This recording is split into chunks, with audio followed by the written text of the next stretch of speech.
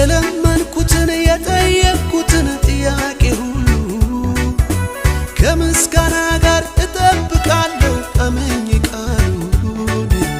የከበደኝን ሸክሜን ሁሉ በሱ ላይ ጥዬ በአንዳች ነገር አልጨነቅም ለጌታዬ። ይሄ ነው የገባኝ ዝም ብሎ መዘመር ሁኔታው ያለ እግዚአብሔርን ይሄ ነው የገባኝ ዝም ብሎ መዘመር ሁኔታው ያለ እግዚአብሔርን